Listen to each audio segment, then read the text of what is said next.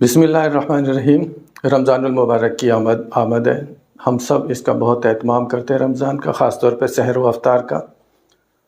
सामान हम घर का रमज़ान से कबल ज़्यादातर फैमिलियाँ ख़रीद चुकी होती हैं, और चूँकि पहली रमज़ान को ज़कात कटती है तो उससे पहले एफ़िडेविट भी जमा करा देते हैं कि हम अपनी ज़कात ख़ुद अदा करेंगे। दर्जी के कपड़े भी कुछ रमज़ान से पहले सिल जाते हैं। तो इन तमाम चीज़ें जब हम रमज़ान से पहले इस चीज़ का एहतमाम करते हैं, तो शुगर के जो मरीज़ हैं वो जब रोज़ा रखते हैं तो वो भी अपना एहतमाम कर लें, अपने डॉक्टर के पास जाके शुगर की दवा को एडजस्ट करवा लें कि कौन सी दवा हमने अफ्तार में लेनी है और कौन सी सहरी में लेनी है। तो इस तरीके से, और बाकायदा जो भी मालूमात शुगर से मुताल्लिक हो वो अपने डॉक्टर से जाके ले लें, ताकि उनका रमज़ान भी अच्छा गुज़र जाए। वैसे तो रोज़ा जो है वो जिनके मज़बूत असाब होते हैं, मैंने देखा है कि वो रखते हैं, क्योंकि मैं देखता हूँ कि बुखार में पेशेंट आते हैं मेरे पास, 102 बुखार, 101 जिस्म में दर्द। पूछता हूँ रोज़ा है तो बोलते हैं हाँ डॉक्टर साहब रोज़ा है। कल रखोगे? बोलते हैं हाँ कल भी रखेंगे। तो इतने मज़बूत असाब के भी अफराद होते हैं। तो इसी तरीके से शुगर के मरीज़ भी जो है वो रोज़ा रखते हैं। कितना रोज़ा रखते हैं? तो ये ऑक्सफोर्ड हैंडबुक ऑफ एंडोक्राइनोलॉजी की बुक में लिखा है, जिन्होंने मुस्लिम दुनिया से डेटा इकट्ठा किया, और उसमें उन्होंने बताया कि टाइप 1 डायबिटीज़ के 43% अफराद रोज़ा रखते हैं, और टाइप 2 के जो है वो 79% जो है वो रोज़ा रखते हैं। तो शुगर के मरीज़ के रोज़ा रखने वालों की इतनी ज़्यादा तादाद है, तो उनके लिए फिर जो है एक गाइडलाइन बना दी है कि उस गाइडलाइन के मुताबिक वो रोज़ा रख सकते हैं। वो जो गाइडलाइन है वो डायबिटिक के प्रोफेसर हजरात ने उलमा से मिल के एक गाइडलाइन मुरतब की है, और उसकी एक एप्लीकेशन भी उन्होंने बना दी है जो कि गूगल प्ले स्टोर पर मौजूद है। वो है डार सफ़ा के नाम से, डार DAR डार, और सफ़ा, डार का मतलब है डायबिटीज़ एंड रमज़ान।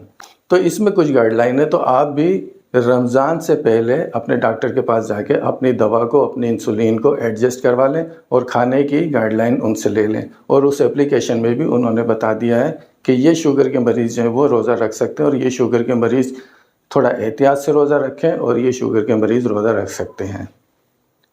आज हमारा जो मौज़ू है वो यही है कि शुगर के मरीज़ जो है वो अफ्तार में क्या लें, सहरी में क्या लें, और रोज़ा किस तरीके से गुजारें। जी, रमज़ान का चाँद नज़र आने के बाद इशा की नमाज़ के बाद तरावी के बाद फिर घर आके सोना, और इस दौरान में कुछ जो है वो इशा से पहले खाना खा लेते हैं, और कुछ जो है वो तरावी के बाद आके खाना खाएंगे। अब चूँकि खाना खा के सो गए, और उन्हें अब उठना होगा 3:30-4 बजे। पाकिस्तान के मुख्तलिफ़ इलाक़ों में मुख्तलिफ़ हिसाब से वो उठेंगे। तो रात के खाने में और सहरी के खाने में चूँकि वक्फ़ा कम होगा, और सहरी में खाने का पूरे साल जो वो हिसाब नहीं बनता, तो हो सकता है कि आपसे उस हिसाब से ना खाना खाया जा सके। तो सहरी करने से पहले आप शुगर टेस्ट कर लीजिए अपनी, कि शुगर कितनी है, और उस शुगर के हिसाब से फिर अपनी भूख को देखें कि मैं कितना खा सकता हूँ। आया 1 पराठा खा सकता हूँ, आधा पराठा खा सकता हूँ, और इसके अलावा जो कुछ मीठा भी जो है वो भी ज़्यादा होता है, खजला, फेनी, सेवइयाँ, इसका भी एहतमाम होता है, तो ये भी खाएंगे, क्योंकि बहुत कम ऐसा होता है कि इसे छोड़ें। तो इंसुलिन पर जो है वो उस खाने के मुताबिक शॉर्ट एक्टिंग इंसुलिन लें, जो फास्ट एक्टिंग है वो ले लें, ताकि जो सहरी आप कर रहे हैं उसकी ग्लूकोज को वो आपकी बॉडी में लगा दें। तो ये हो गया आपका कि सहरी में आपने क्या खाना है और किस तरीके से अपनी शुगर को एडजस्ट करना है। तो सहरी के फिर खाने के बाद फजर की नमाज़ पढ़ के आएंगे, और 2 घंटे बाद फिर आप शुगर टेस्ट कर लीजिए, तो पता चल जाएगा कि आपने कितना खाया और कितना आपकी बॉडी में लग गया। तो ये आज हमने अभी आपको बताया कि सहरी में रोज़ेदार किस तरीके से अपनी सहरी वो करें। अब आते हैं हम दिन में। दिन अच्छा गुजर जाता है, जिसमें कि वो धूप में ना ज़्यादा काम करें, धूप से बचें, क्योंकि अगर उनमें पानी की कमी हो जाती है, डिहाइड्रेशन हो जाती है, तो फिर थोड़ा प्रॉब्लम में आ जाएंगे। तो साए में रह के आप ज़्यादा काम कर लें। अब आती है अफ्तार की बारी। तो शुगर के मरीज़ और अफ्तार, सबसे पहले तो नॉर्मल अफराद की अफ्तार देख लें। पकोड़े, समोसे, दही बड़े, छोले की चाट, फ्रूट चाट में जो है वो चीनी भी डालेंगे। शरबत होगा, रूह अफ़ज़ा, जाम शीरी, उसमें भी चीनी डालेंगे। तो मीठा शरबत, मीठी जो है चाट, और उसके बाद तले हुए पकोड़े, तले हुए समोसे, ये तमाम चीज़ें बहुत एहतियात से आम इंसानों को खानी चाहिए, और शुगर के अफराद को वो बहुत ध्यान से खानी चाहिए, बहुत कम मिकदार में। اور کھانے کا طریقہ یہ رکھیں کہ بالکل اطمینان سے کھائیں. ایک چیز اگر لے رہے ہیں تو اس کا ذائقہ اپنے منہ میں اسے گھماتے رہیں بچوں کی طرح، تاکہ اس کا ٹیسٹ ڈیولپ ہو جائے اور آپ کا سینٹر جو سیٹائٹی ہے بھوک کم کرنے کا وہ ایکٹیویٹ ہو جائے جلدی. اور افطار سے پہلے آپ اپنی شوگر ٹیسٹ کر لیجئے، اور افطار کے 2 گھنٹے بعد پھر شوگر ٹیسٹ کر لیجئے کہ کتنی چل رہی ہے.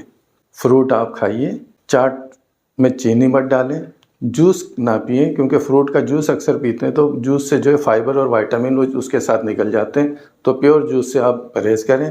پورے فروٹ کھا لیجئے اور تلی ہوئی چیزیں کم سے کم لیں. تو یہ تھا افطار کا پروگرام. شوگر کے مریضوں کو کن پریشانیوں کا سامنا ہو سکتا ہے روزہ رکھنے کے بعد؟ 4 پریشانیاں، 4 چیزیں ان کی لائف میں یہ تھوڑا ڈسٹرب کر سکتی ہیں. یا تو ان کا شوگر بہت زیادہ ہائی ہوگا، سحری میں زیادہ میٹھا کھا لیا وہ شوگر ایک دم ہائی ہوگا. افطار کے بعد زیادہ میٹھا شربت اور وہ پی لیے تو شوگر ہائی ہوگا. دوسرا، روزہ رکھنے کے دوران میں شوگر ان کی کم بھی ہو سکتی ہے کہ افطار میں آپ نے کھایا اس حساب سے نہیں اور انسولین اور دوا آپ نے اس حساب سے لے لی جو کہ آپ نارمل لیتے ہیں، تو آپ کی شوگر لو ہو سکتی ہے. تو شوگر لو ہو سکتی ہے، شوگر زیادہ ہو سکتی ہے. چونکہ ٹائپ 1 کے جو ہے افراد وہ بھی روزہ رکھتے ہیں، تو ٹائپ 1 کے جو مریض ہیں ان میں کیٹو ایسیڈوسس کے چانسز ہو سکتے ہیں. تیسرا، کیٹو ایسیڈوسس ٹائپ 1 میں. اور فورتھ جو ہے ان میں پانی کی کمی ہو سکتی ہے، ڈی ہائیڈریشن ہو سکتی ہے.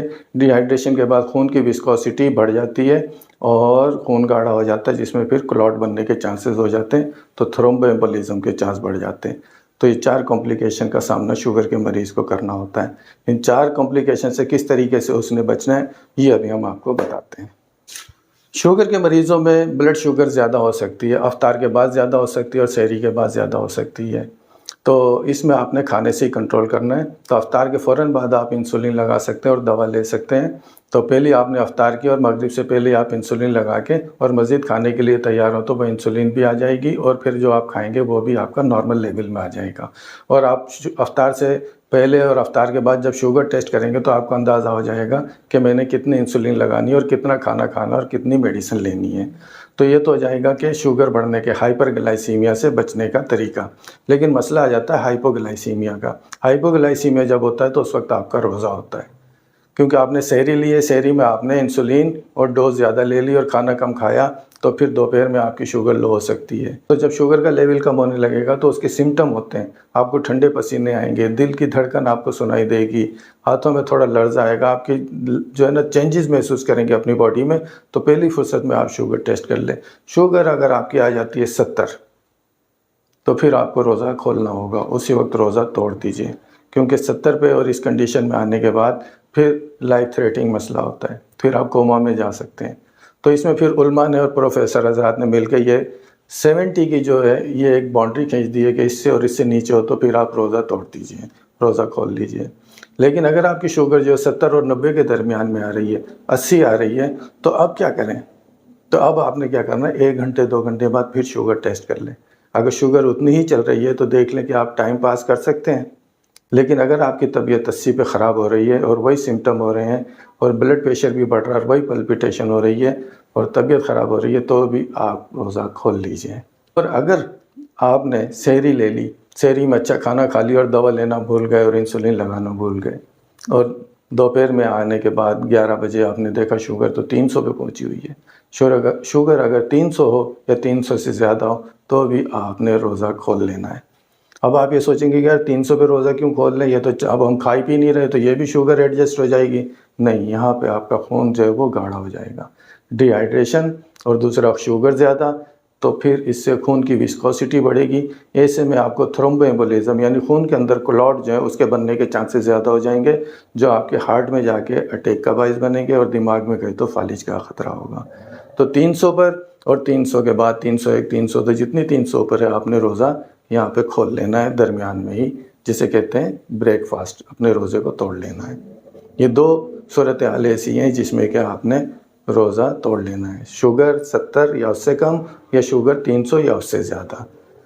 یہ تمام معلومات جو میں آپ سے شیئر کر رہا ہوں یہ انہی پروفیسر حضرات سے مل کے، انہی کے جو ہے سیمینار اٹینڈ کر کے اور ان کی جو اپلیکیشن ہے ڈار وہ پڑھ کے میں آپ سے شیئر کر رہا ہوں. اگر آپ ڈائریکٹ اپلیکیشن پڑھیں گے تو بھی آپ کی رہنمائی ہو جائے گی.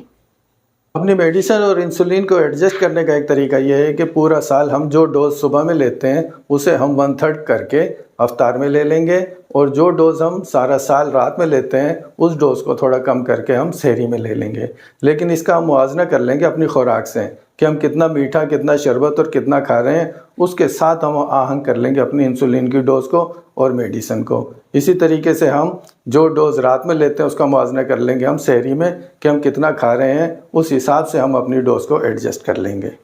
سمری، اب ہم اپنی باتوں کا سمرائز کر لیتے ہیں۔ کیا آپ رمضان سے پہلے ٹائم نکال کے اپنے ڈاکٹر کے پاس جا کے اپنی انسولین اور دوا کو ایڈجسٹ کرا لیں؟ کھانے پینے کا روٹین آپ ان سے پوچھ لیجئے۔ نمبر 2، ڈار اپلیکیشن سے آپ فائدہ اٹھا سکتے ہیں، اور نمبر 3، یہ جو ہم نے باتیں شیئر کی ہیں یہ بھی آپ کی کچھ مدد کریں گی جس سے کہ آپ بآسانی روزہ رکھ سکیں گے۔ اگر کوئی بات سمجھ نہ آ رہی ہو یا کوئی بات آپ کو مشکل لگے تو آپ کمنٹ سیکشن میں پوچھ لیجئے گا، کوشش کریں گے آپ کو جواب دینے کا۔ تو سمرائز ہم کرتے ہیں کہ سحری میں انہیں کھانا اعتدال سے کھانا ہے، اور زیادہ مرچ مسالے نہیں کھانے ہیں، کم مرچ مسالوں کا کھانا کھانا ہے۔ ٹیبلیٹ کو اور انسولین کو اپنے کھانا جتنا کھانا اس حساب سے آپ نے لینا ہے، اور شوگر وقتاً فوقتاً آپ ٹیسٹ کرتے رہیں گے۔ افطار میں آئلی کھانا نہیں کھانا ہے، زیادہ میٹھے شربت نہیں پینے ہیں، اور دوا کو آپ کنٹینیو رکھیں گے۔ کچھ لوگوں کا یہ کہنا ہے کہ ہم زیادہ کولیسٹرول، زیادہ چکنی چیزیں لیں گے، زیادہ آئلی کھا لیں گے، ہم کولیسٹرول کی میڈیسن لے لیں گے، تو ایسی ریکمنڈیشن نہیں ہے۔ وہاں پہ وہ پرہیز ہی آپ کو بتاتے ہیں۔ اور زیادہ میٹھا لے کے زیادہ انسولین لگائیں گے، ویٹ بڑھ جائے گا۔ تو ویٹ بھی نہ بڑھے، ویٹ بھی کنٹرول میں رہے، کھانا آپ نے اعتدال سے کھانا ہے، کیونکہ روزہ سوم آپ کو سکھاتا ہے کہ آپ نے کس طریقے سے اپنے آپ کو روکنا ہے، سوم کے معنی ہی روکنا ہے۔ تو یہی آپ کی پریکٹس ہے۔ امید ہے ہماری باتیں کچھ آپ کے لیے مفید ہوں گی۔ آئندہ ہم آپ سے شیئر کریں گے ٹائپ 1 اور ٹائپ 2 ڈائبٹیز۔ تو اس وقت تک کے لیے آپ سے اجازت چاہتے ہیں۔ اللہ حافظ۔